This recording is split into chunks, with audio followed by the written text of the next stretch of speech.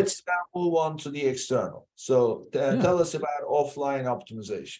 Well, there's a lot more that you can do offline than what we've talked about online.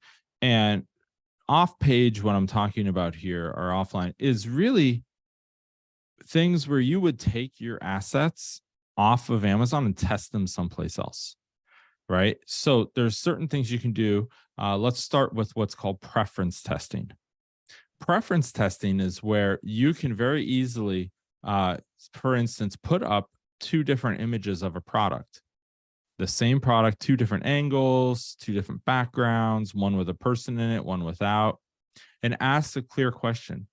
Which of these do you think is more effective? Right? Or which of these two do you prefer?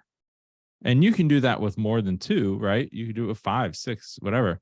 But the reality here is you're asking real people for their feedback. What is their preference? And this is a good way to get a data point around items that you want to have consumers engaging with, and you want to know what real humans think. That is a good way to get that. So that's called preference testing. And it's something where, again, where you would take information off of your Amazon page and test it through preference testing. So we've done this with copy. Which of these two describe, say, hey, you are choosing between two products. Which of these descriptions do you think gives you more information? Right? Yeah. The key to all of these is you do not want to lead the witness, right? You don't want to lead the tester, and you don't want to put the answer in your question, right? You could say an incorrect way of doing this would be option 1 converts higher than option 2. Which of these do you prefer? Well, you're going to be like, I'm not stupid, option 1. Because I'm like, what am I to say that option 2 is better? You already told me option 1 works. So you have to be very careful with how you word these. At The Good, we have team members who are specialized in nothing but user testing. And what they're able to do, and they're experts at, is formulating these questions in a way that it gets to the root of what we want without leading them. So it's a very unique skill set, but something that can be developed over time. And so it just takes some practice. And the easy way to do that is run the question by somebody and in your family, in your life, around your coworker, et cetera, and ask them, hey, tell me what you think of this question. And just getting a third party to look at it makes a big difference. Yeah. You know what happened with one of our clients? We decided to do this. There's a service called Pickfu.com. Mm-hmm. I'm sure you're familiar with it. So we were trying to figure out the best picture to use as the main product picture, and we had 2 different approaches. So I recommended Pickfu, and the client is one of those that likes to do things very quickly. So the following day, he says to me, "Oh, I did the poll. This is going to be the picture."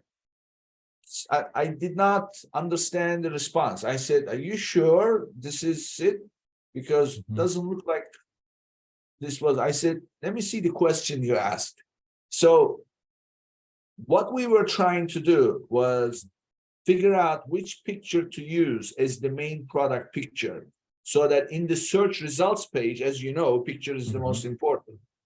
People gravitate towards that product and then click on. So the goal is, which picture would you prefer to click and find out more, or to click and go to the product page? Right. Instead, he asked a very open-ended question. He said, which picture do you like the most to buy the product?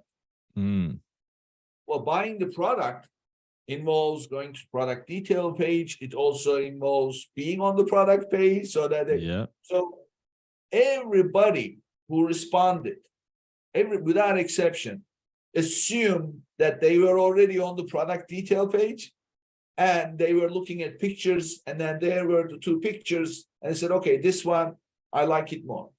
But that's not what we were asking. This is a great example, Nick, of why the question matters. What you Right. ask will determine what you get. And Yes. so you have to be very careful with that. So that's a great example. Yeah, and then we had to run the poll again. So this time we said you have done a search, and several results came up, and which picture do you like the most to click and go to the product detail page? Then the response came back very different, very different. It wasn't between the two options that we offered.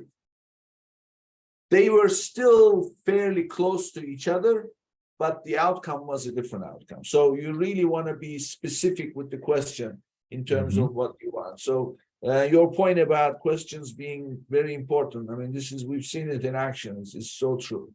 Yes.